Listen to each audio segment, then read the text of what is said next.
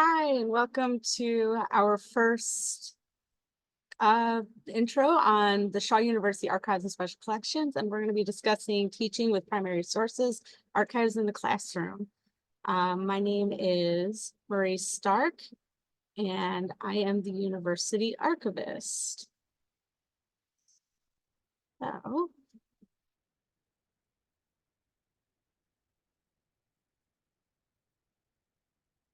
So a little about this session.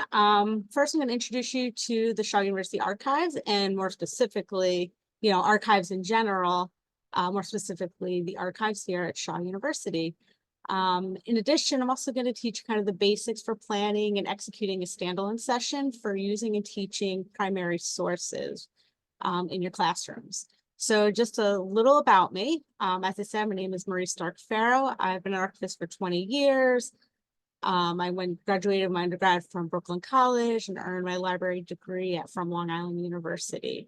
I've worked in all sorts of types of archives, including academic libraries. I've worked at the North Carolina State Records Center, Blizzard Entertainment, and plenty of other non-for-profit organizations, other libraries.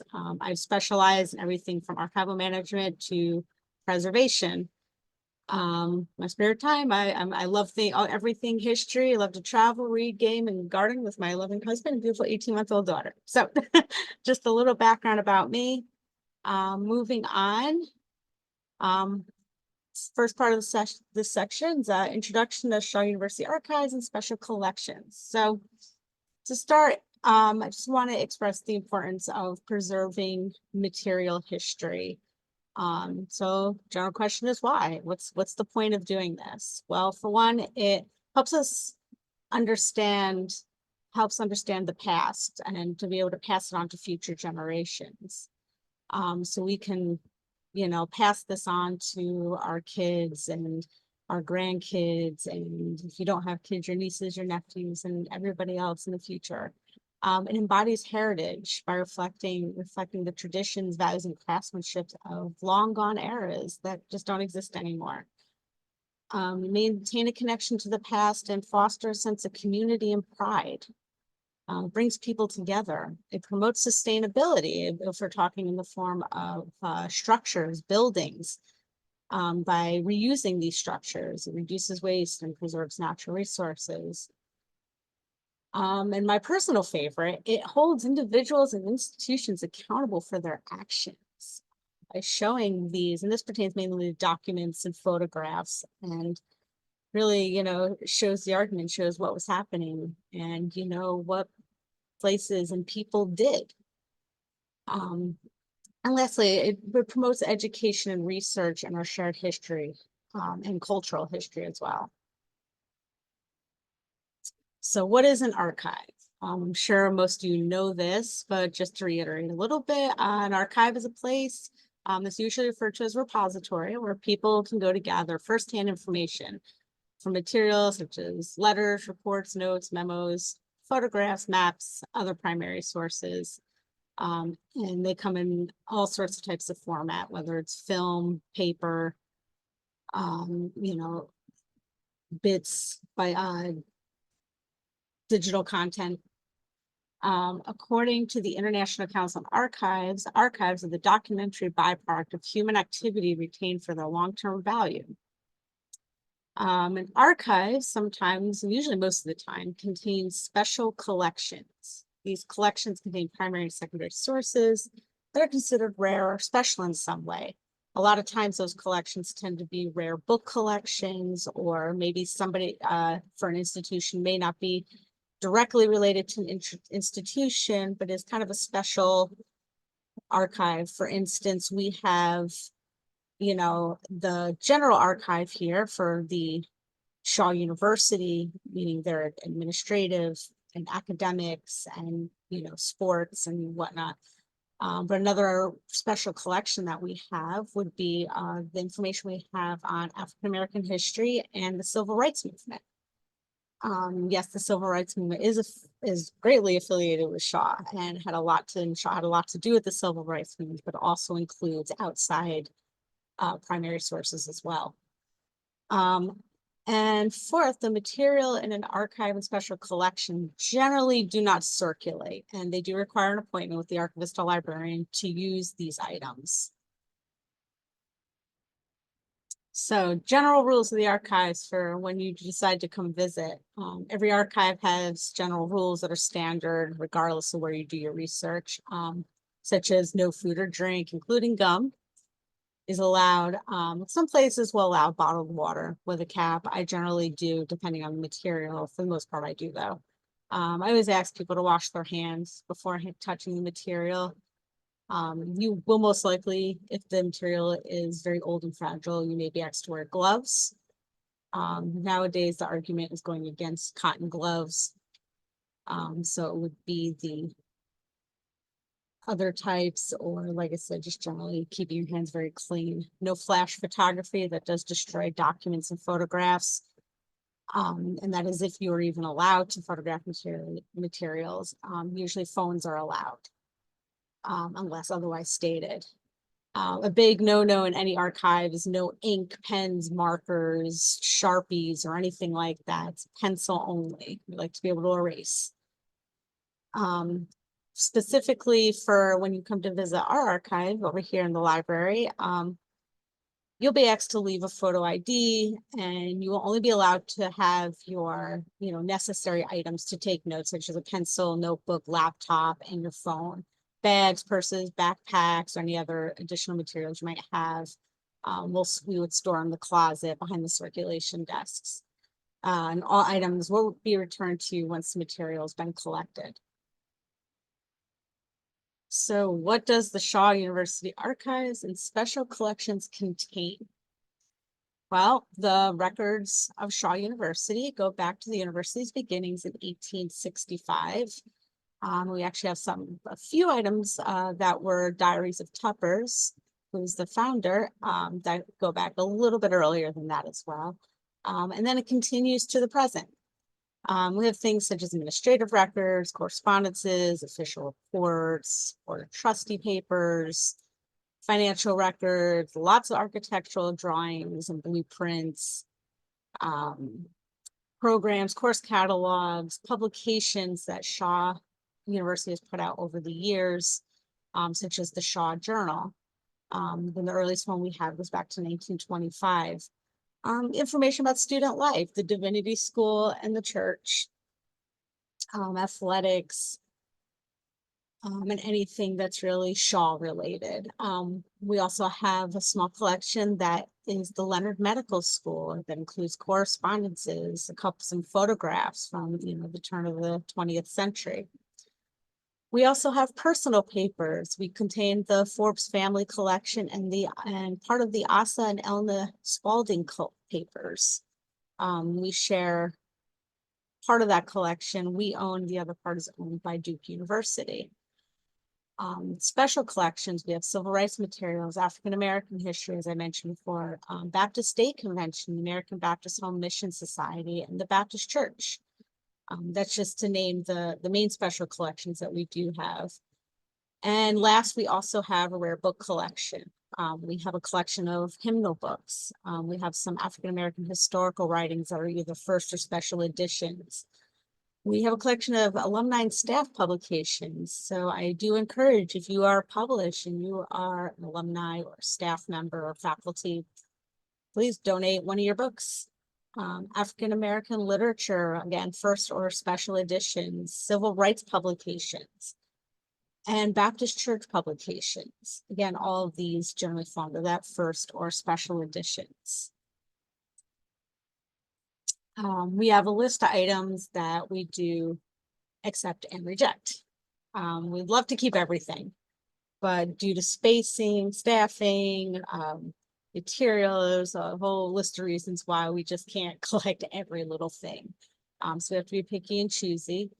Those are those general factors that we have to make sure that their information is of value. Somebody's paycheck stub is not going to be really something I'm going to collect. I don't feel like that's really going to hold too much value. Just as an example. So currently, if you look on the left side that, this is what we are currently accepting. Again, it's a giant list. So theses, oral histories, administrative records, films, course syllabi. I'm not going to list every single one. And then on the other side are the items that we don't accept. So basically anything that's not related to the university's academic mission or the archives, existing holdings, unless, we have a conversation and there's a collection that, a special collection that you want to donate. Again, that's something that we would have to have a conversation about. Materials that contain mold or are damaged beyond repair. I am well versed in preservation, but there are just some things that are beyond repair that we just can't take. Photographs of museum objects. They're already in a museum. We don't need photographs of them. Photocopies and other reproductions of original material. Unless that copy no longer exists, somebody, another repository probably has it. Photocopies, no, it just takes up space for something that exists elsewhere and that is probably accessible online. Duplicates materials already in archive collections. Unless it's in a better condition, generally we only take 2 to 3 copies of documents or photographs. Again, that is due to spacing. We don't need 100 boxes of the graduation program. 2 or 3 of them is great for the collection. So printed or photocopied materials that can be found online. So Wikipedia printouts, Encyclopedia Britannica, other reference sites, and things that we don't need those. Those are publicly accessible. They just don't really fit in. They're secondary or tertiary sources at that point.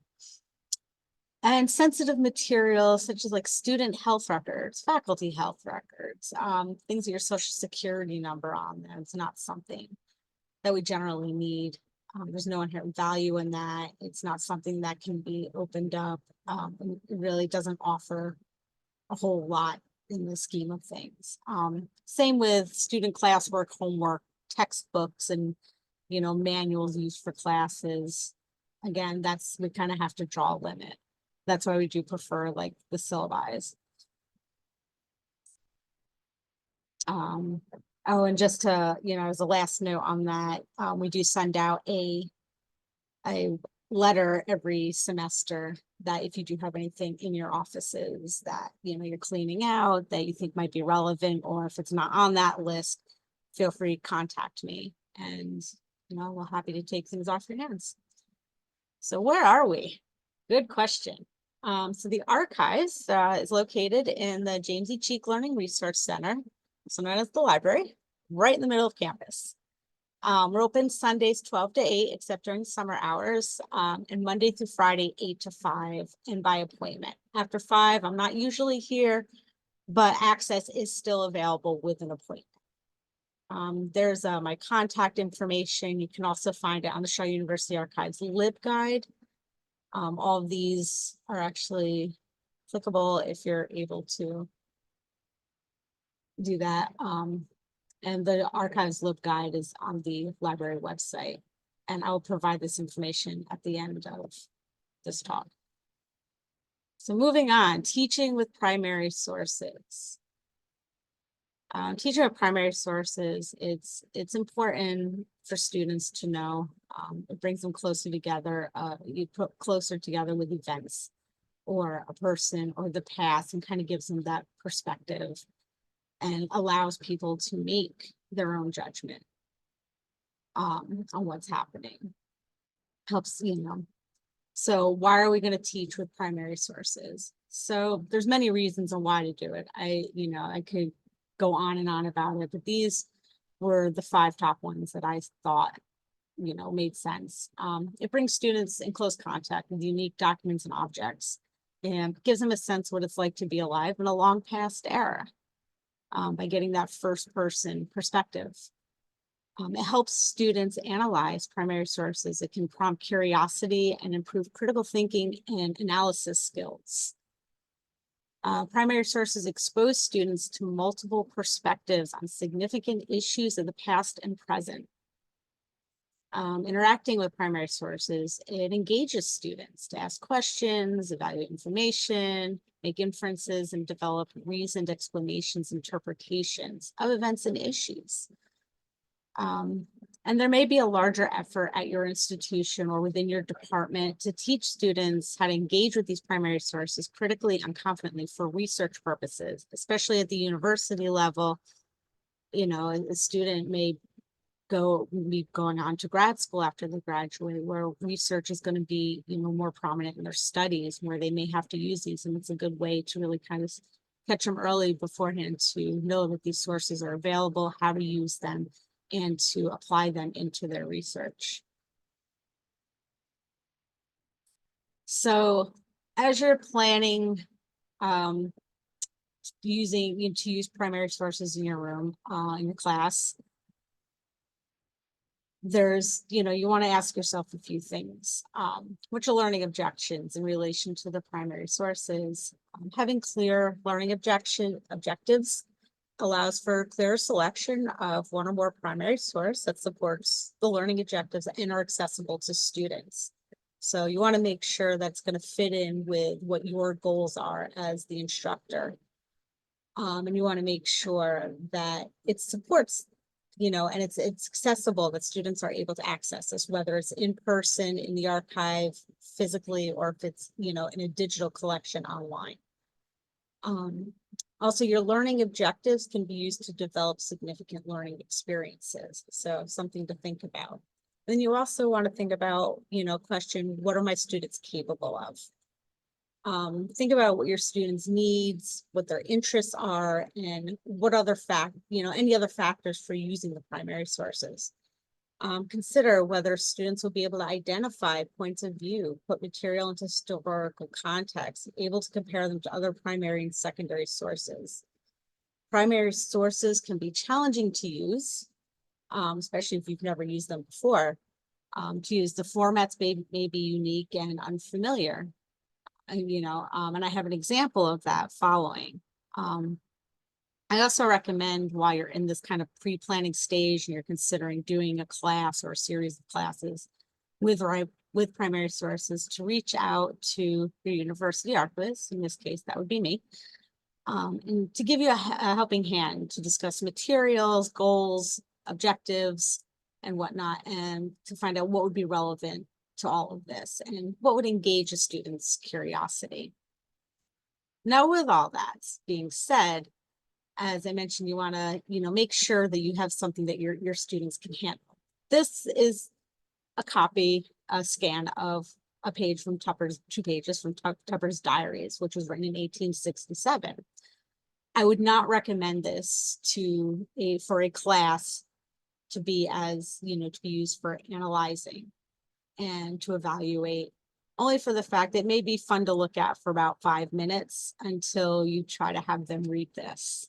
The script is incredibly difficult to read. Even me, who has done this for many, many years, I even struggle reading some of this, and it takes time. And they would be spending more time trying to translate the handwriting than actually getting the content out of that. Some of the writing is going to be faded, completely illegible to the untrained eye. It can become uninteresting, draw attention away from, the tasks and the activities. A better choice might be a printed President's Report to the Board of Trustees from 1865. Or 1886, excuse me. Other items that I would recommend may be, the Shaw Journal. These, or a photograph, an old photograph, in this case a photo, I know it's a little small, but it's a photo of Shaw University from the 1800s with some ladies in their long dresses, just doing stuff on campus, walking around. The other 2 documents are the Black Panther advertisement, and this is an article, or actually it's called The Graves from the Civil Rights Movement, and their little bios of people that passed away, working, fighting in the Civil Rights Movement. So the reason these would make really good options or materials like this, because one, they're easy to read. There's not going to be time wasted on trying to get past the handwriting or the fadedness. The students will very easily be able to read it. It allows for interpretation. You know, what do you see in this image? Or what is this talking about? Or what do you get from this? It also raises additional questions and curiosity. In the sense of the Shaw Journal, a student may not know who Fanny Hammer was, you know, so raise that question. Okay, she came to Shaw. What did she do? Who was she? Let's learn more about her, you know, or what did the symbol of the rooster? It says that it was the slogan for white supremacy. Well, why is there a panther? Why is there a rooster? Why is, you know, what is this about? What is the time period for these? Not everything is going to be dated like the Shaw Journal is, which you can't see from this image, but if you look at it in person, they're all dated. So in instruction planning, having a one-shot class in which you use primary sources exposes students to materials they may not have known existed on campus or in any other repositories. In planning your instruction for the class, you know, try to include and think about the types of activities that you want to include. How long is it going to take to complete these tasks and activities? And you got to decide, you don't want students working individually, in groups of 2 or small groups, or as a whole class coming together and kind of analyzing a document. So one source, the Library of Congress provides a great source to aid instructors. That is the name of it. There is a link attached to that primary source analysis tool. And under the teacher's guide, there are guiding questions to support students in analyzing these primary sources and also help you get a head start if this is something you've never done before. So engaging students in primary source research, a case study. So in doing my research for this talk, I came across, you know, a book actually, and one of the chapters I really kind of focused in on, and it was about a study that was conducted at Ohio University and involved a professor of, I think it was like colonialism, it was a colonial law class of some sort. And he or she got together with the subject librarian and special collections librarian to discuss how they enhance student learning experience in an upper level course by incorporating first person narratives from different perspectives. And so doing this, they took a basic research paper that was assigned and turned it into a primary source biography. And by doing this, it required students to research a primary source and recount its life using secondary sources. So the collaborators stated, we facilitated and improved student engagement with primary sources, increased students' historical empathy, and ignited student curiosity about underrepresented voices in the telling of history, all while teaching more effectively, teaching information literacy competencies. So it was kind of a dual benefits there. So benefit the students a lot. It'll also benefit the instructors as well.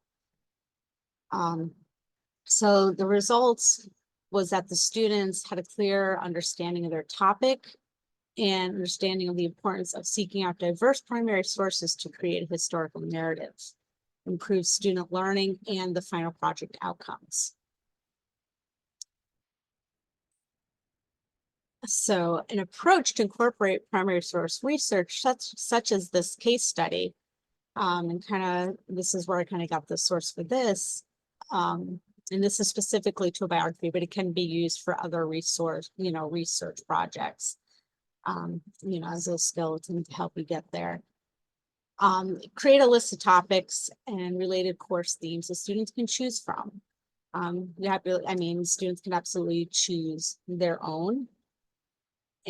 But it might make it a little bit easier just based on the research to give them topics so that way there are primary sources to back it up within the repository that you intend on using, whether it be a digital repository or coming in person. Actually, I hope you would all come in person and use the SHAWs. Choose a primary source that relates to the topic and theme.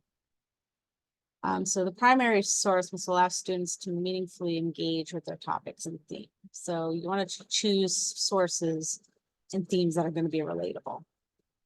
Have the students identify within the source the related themes. So that gives them a chance to go through the primary source, the document, the photograph, or the pamphlet, the design, whatever they may be using, to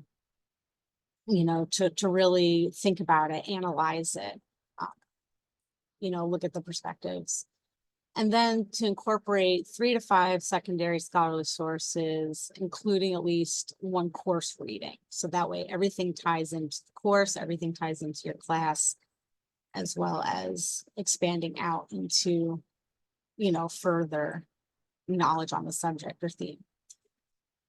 So the biography at that point should answer not all, but some of these following questions, like who wrote the primary source document, why, who was the intended audience, when and where was it created, how would it have originally been received, what biases did the author have, what other documents were created at the time that were similar or contradictory, and what social and or political debates of the time the source was created provide context for understanding the source.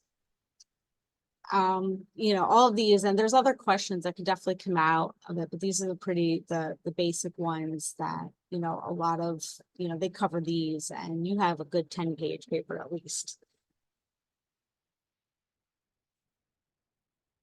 So there's plenty of sources available online. These are just a few of what I have found. We have guidelines for primary source literacy. This is put out by the Society of American Archivists. And it's a joint committee that put this together in 2018. There's a guidelines toolkit that actually will give you really just guides, how-tos, and templates for you to be able to bridge that gap between the primary source literacy and the classroom use. There's the teaching of primary sources, looking at the support needs of instructors. So this is really intended for the instructor side. Investigating the impact of primary source activities and student engagement, put out by Washington State University. The Smithsonian Learning Lab, and that gives you that's really focused on using digital collections. So there's a lot more. The ALA has additional sources. The Smithsonian has more than this. The Library of Congress, as I had mentioned earlier. So they're easy to find. All of these links are, usable if you're able to click on these. I'm not sure. But yeah, so as far as our collections go here at Shaw, currently we are in person and needing to use the physical collections. We are working on the digital collection side of things, and building a new system for that, so that these will be accessible, materials will be accessible through, online digital. Anytime you're interested in doing a class using primary sources, I'm always available. Feel free to reach out to me. This is me. This is my info, just so you have it. So I guess I left some time for if you have any questions about our archive or about teaching with sources, using them, anything. Are you open to going into classrooms to discuss this matter? Absolutely. Again, just like I said, anybody who wants to arrange from a class visit, I am absolutely available. I do have one professor who I work with every semester, and they, have their students come and work in the archive. I tend to do a talk with them at the very beginning of each semester with their class, and they really try to engage the students to use these other resources and these other sources that are available. So it's been a lot of fun working with students and having them come back, because a lot of people do not realize that we are here. That we have a functioning, active archive with some really awesome material that, you know, relates not only, you know, mostly to Shaw, but also to the community, because Shaw and the community have always, you know, have been big components to each other. Yeah, so anytime anybody wants, you know, for a class visit, a talk, or just to discuss what's available, or if you want to set up a course on primary resources, a one-shot deal. I know for the case study I did, they actually did a 5-session class. It wasn't a one in. So I'm open. I can do 5, I can do 1, I can do as many as you'd like. I would, anything to get the students involved would be really awesome. The students that you've worked with, are they mostly first and second year students, or have they mostly been third, juniors, seniors level? They have been a mix, actually. They have been honor students. But there's been a mix, and I think they've just really, you know, try, as long as you can find stuff that's going to be interesting to them, they've all been really excited about using. They've come to me on their own. They have come in, you know, just stopped in. Hey, you know, I'm doing a project on this for my class. You know, what can I use here in the archive? So yeah, I've worked with freshmen. I've had juniors come in, upperclassmen. So it's really everybody, you know, for that particular professor that does work with me. She has a kind of a mix. And again, I also have interns that have used the archive as well. And they were, again, a mix of just, you know, different levels. Any other questions?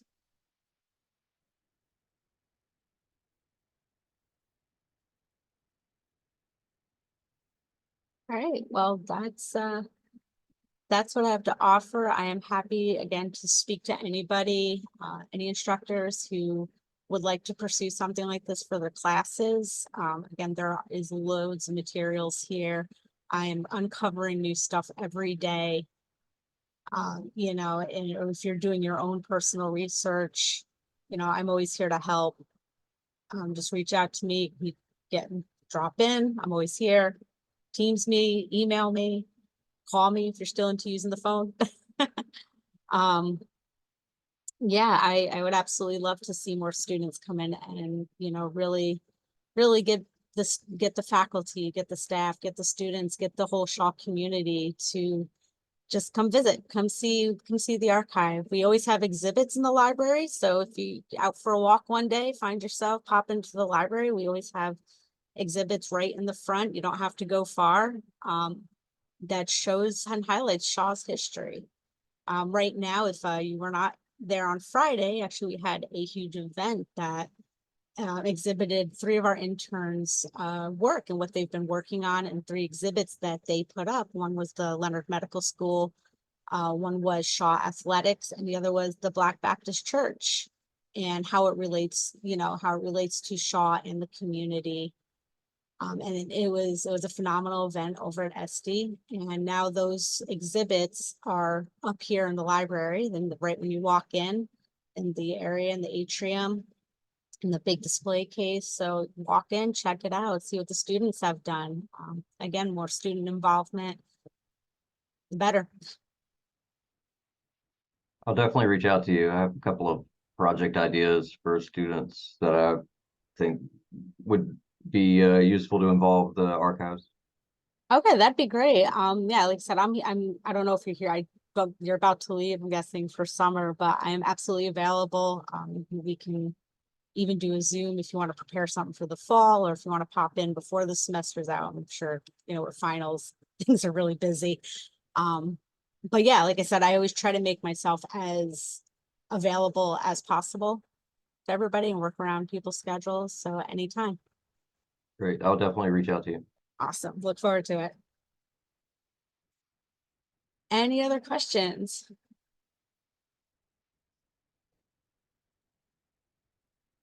All right, well, that concludes my talk.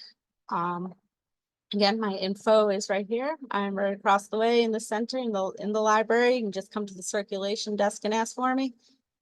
And yeah, drop me an email, come in. I'll give you a little tour if you'd like, and yeah, show you some really cool, fun stuff. Thank you for joining me. I appreciate it.